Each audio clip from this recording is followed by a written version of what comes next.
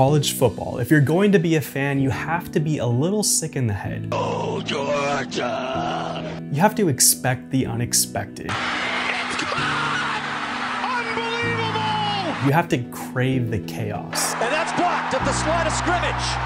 And the biggest upset in their school's history. And if there's one place in college football that just always seems to teleport everyone to the football twilight zone, it's Provo, Utah, inside LaVell Edwards Stadium at night.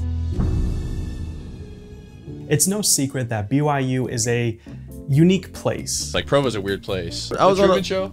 You're hilarious. And I fully understand people describing BYU as weird. Avery Johnson, he gave a quote. That was probably one of the weirdest environments I've been a part of. It was like their fans were encouraging almost. Because having grown up there and living in other parts of the country, yes, there is nothing quite like Provo. A private religious school nestled up against the beautiful Wasatch Mountain Range. It's fairly quiet, the people are nice. And they're like, I hope you enjoy it. Like, good luck to you guys. And I'm like, wait, what? Look too nice. And one thing is definitely for sure, they love their football. Look at that student section with the band. Yeah. Now you're the opposing offense and you're having to face this. But there's more to the weirdness than just the people or the culture. Like, Provo's a weird place. It's also been a strange tale of two teams the past few years. A heroic, almost poetic at times BYU team at night, and a flat, lifeless BYU team during the day. And trying to explain it takes you down this weird and beautiful rabbit hole that is the Vampire Cougs. It's a phenomenon that really started back in 2021. BYU and Utah were squaring off for a long-anticipated holy war. A war that Utah had dominated, winning 9 of the last meetings between the two teams. And you may be thinking to yourself, well, that's not much of a rivalry now, is it? But if you look closer, I think you'd be wrong. It was a streak of crushing losses for BYU fans. Year after year, it seemed like the games had been won, just to end in a missed field goal or a failed 4th down conversion, or sometimes just a single point differential. It honestly could be an entire video in and of itself, but Utah always just seemed to come away on top. And in 2021, expectations weren't much different. And by all accounts, it looked like Utah was on the verge of doing something never done before in the history of this rivalry. That is, win 10 in a row. Neither team had done it. Both had won 9 in a row, but never 10. But it looked like that September night in Provo would be the time. But if you looked a little bit closer, you could see that something strange was brewing beneath the surface.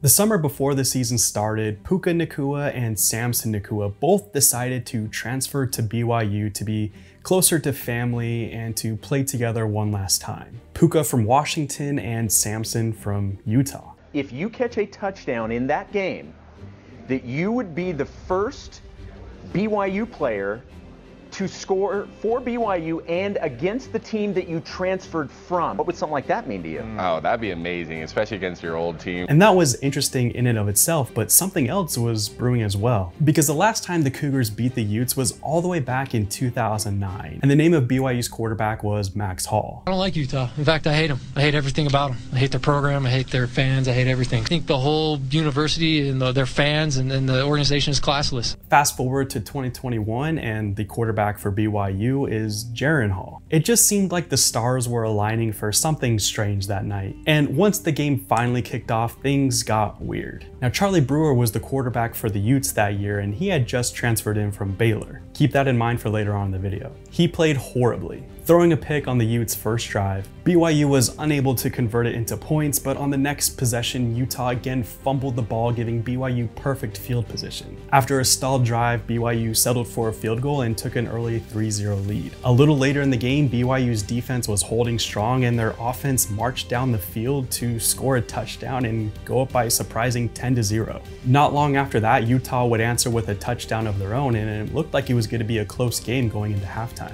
But with about 20 seconds left in the half, the Vampire Coug magic finally kicked in. On an out route to the boundary right in front of the student section, who else but Samson Nacua, the former Ute, catches the touchdown pass from Jaren Hall to give BYU a 9-point lead heading into halftime. and the second half would be a classic hard-fought holy war. But ultimately, at the end of the game, BYU would finally be able to kneel it out in victory formation. The streak was over, the Max Hall curse was over, and for BYU fans it seemed like all was right in the world. But something else happened that night. A new curse was born, and one that would manifest itself later in the season.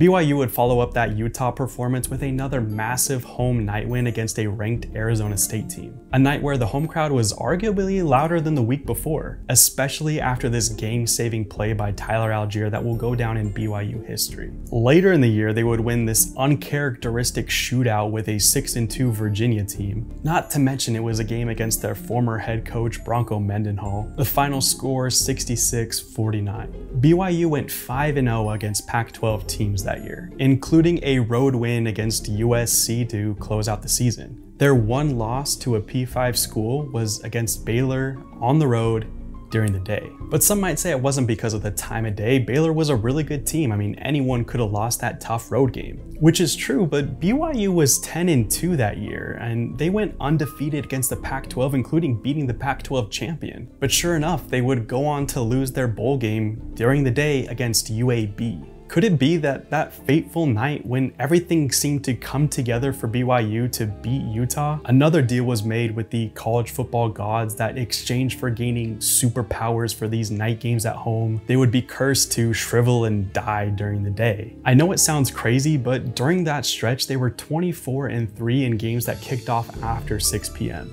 In the games that kicked off before, 0-10. I mean, it's just hard to explain it other than it being a daytime curse, because 2022 brought even more late night magic, and BYU once again found themselves squaring off against, you guessed it, the Baylor Bears. The reigning Big 12 champs, ranked 9th in the country at the time, but this time it was at LaVell Edwards Stadium at night during a full moon. I mean, you really can't make this up. And in what would be a tough, hard-fought game between two teams, it would ultimately come down to the full moon hanging over LaVell Edwards Stadium and casting a spell on kickers. A kicker whose name was Jake the Make has just missed 2 from inside 40 yards. But after all of that, the moon is with you. You need not care about the stars. BYU wins it. BYU once again came out on top in double overtime, and the legend of the Vampire Cougs would live on. And what was even weirder was when these games were split between day and night, somehow you could see a massive difference in performance. During the day portion of games, BYU's point differential was -21. And in that same span, during the night portion of the game, their point differential was a +28. And nothing illustrates this better than in 2023 when BYU was on the road taking on Arkansas. It was a 5:30 kickoff, and sure enough, as soon as the game started, BYU found themselves down 0-14 right away. But once the sun went down, they would outscore the Razorbacks 38-17 to come out with a victory. Following that matchup, they would go the rest of the season winless in day games against FBS opponents. Which brings us to 2024. BYU was 3-0 to start this season and had a home game against number 13 Kansas State. Everyone was picking the Wildcats to win this game, except one guy, shout out Kirk Herbstreit, he knows ball. But once again, this would go down as one of the weirdest and most amazing games I've ever watched. And if I hadn't watched it live, I don't think I would have believed what transpired that night in LaVell Edwards Stadium. With only about 2 minutes left in the half, Kansas State was up 6-3, and it looked like they had a pretty firm control on the game.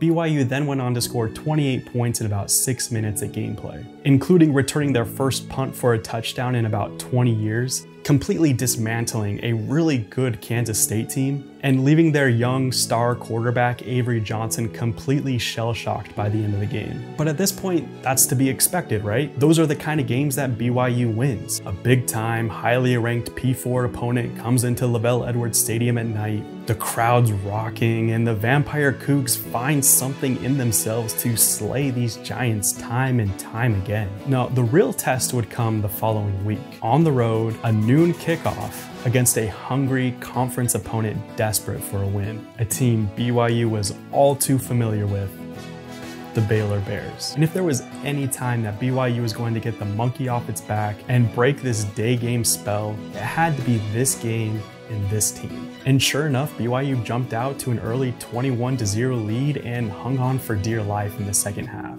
sealing the game with a last-minute interception by Crew Wakely. Finally, the day game demons are exorcised and BYU can go on with their season and contend for a Big 12 championship, right? Maybe. We'll find out October 12th, a 4 p.m. Eastern kickoff against an Arizona team that just took down the mighty Utes. We'll see if BYU is legit or if the Vampire Cougs are eternally cursed to only win after the sun sets. I'll see you guys in the next video. Peace.